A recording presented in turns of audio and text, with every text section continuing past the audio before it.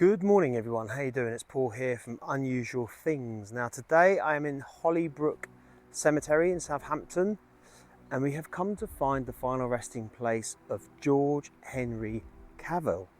Now this is to continue with our Titanic series. He was one of the survivors on the Titanic. He worked on there as a crewman and I'll tell you a little bit more about him real soon, but he was actually one of the guys that was trying to do all he could to, not necessarily keep the Titanic afloat, but just trying to do everything that they could within their power until any rescue came alive as well. So a little bit of an unsung hero really.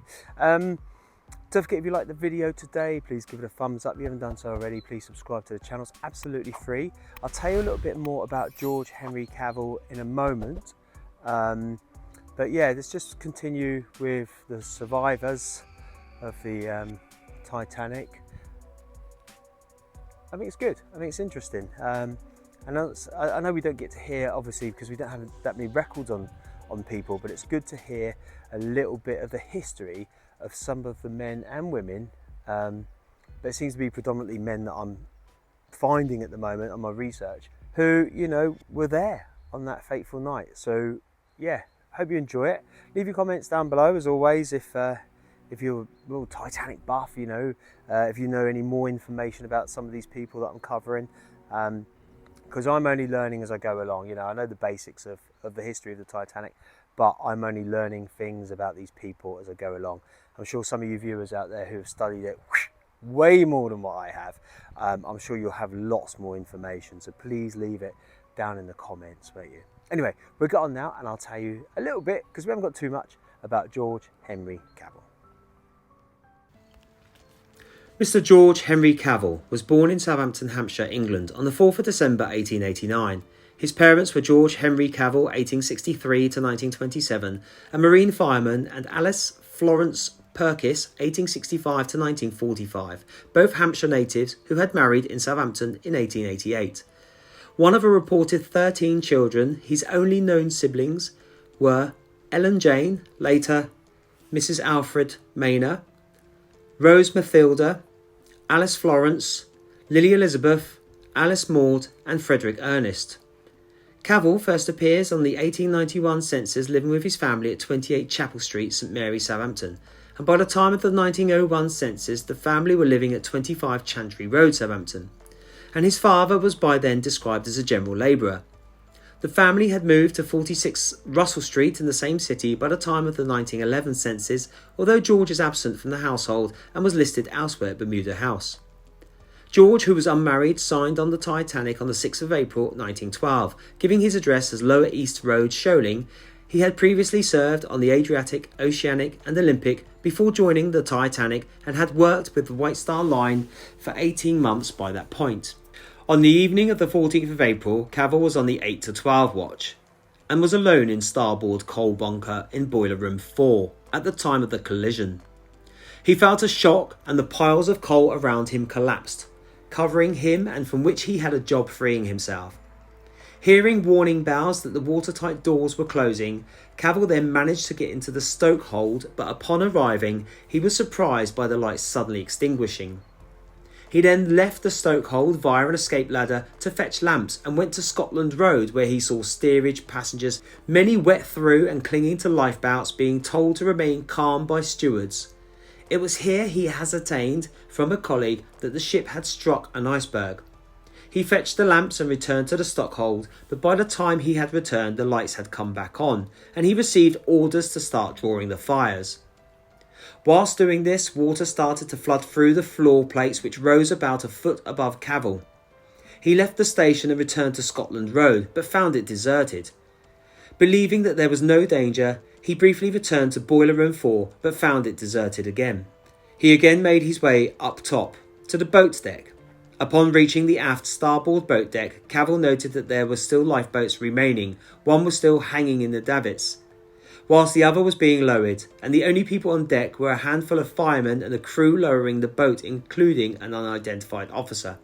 The officer ordered Cavell and the other firemen into lifeboat 15, and it was lowered flush with A deck to receive passengers, but only 5 came forward.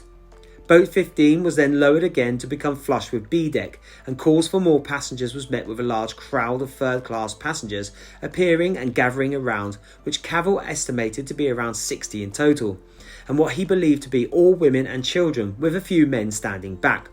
He also noted that the majority of the crowd seemed to be Irish women. With Lifeboat 15 heavily laden with the estimated 70 survivors on board, fireman Frank Diamond took charge. Cavell was called to testify at the British inquiry on the 9th of May 1912 and received expenses of £11 6s.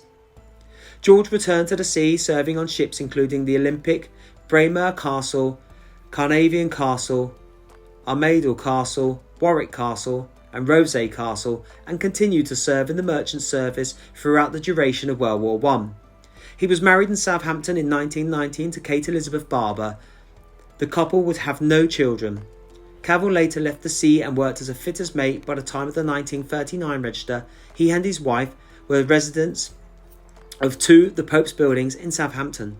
George Henry Cavell died in Winchester, Hampshire on the 21st of July 1966. His wife Kate Elizabeth died the 11th of November 1967, and they are both buried together in Hollybrook Cemetery, Southampton.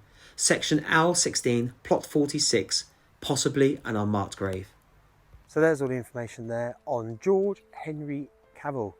Like I say, I didn't have too much on him, but enough to, so that we can pay our respects and remember these people in these little Titanic videos that I'm doing. We will continue obviously with the main videos. It's just a little side project that I decided to get involved with, something different, and I will be doing that as time goes on, have little side projects of things that I'm looking into and things that I think that you would be interested in as well. Now, this grave is an unmarked grave. I have seen pictures of it and I have it on good authority that this is where George Henry is buried. Okay, there was a little plaque somewhere along here, but it seems to have gone walkies, which is always a shame. And if you are responsible for it, please bring it back. We'll have a little look now as we continue to wander around.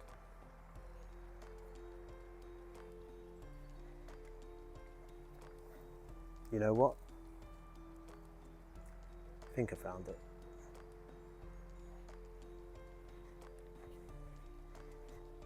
Now, there is a picture on Find a Grave where there was a plaque here, okay, but the actual grave is believed and supposed to be this one here. And it's just a shame really, isn't it, that there's nothing. Do you know what I mean? What this poor guy did, trying to help people, and then obviously you imagine like the trauma that these people must have gone through after in their life. I know some of them went straight back to sea, and PTSD probably, well, it wasn't recognised then, but you've got to feel for these poor people.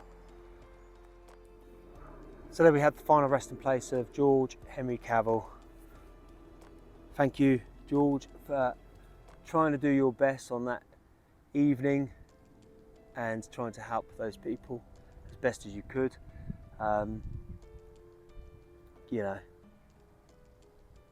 He must have been just as frightened as everyone else, and confused, scared, chaos. And like I said earlier, really, it's the PTSD that these people must have carried around with them afterwards, after such a life-changing event, really. So bless you, and may you be at peace. It's a shame really that there's no headstone, no marker, nothing, I know there's the Titanic Society, because they helped Frederick Fleet, who's buried over there. If you haven't seen the Frederick Fleet video, it's on the channel. He was the gentleman that was on lookout that night, where then obviously there was no binoculars because someone took the key, blah blah blah, the story. But yeah, the Titanic Society finally sorted him out a headstone. So why can't this guy have one? He's just as important. His life was just as important as anyone else. So yeah, maybe if anyone watches this from the Titanic Society. Try and get the wheels in motion if you can. Anyway, thank you all for watching.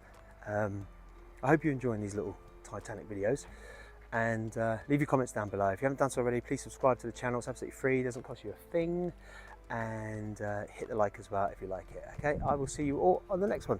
Take it easy. Thank you.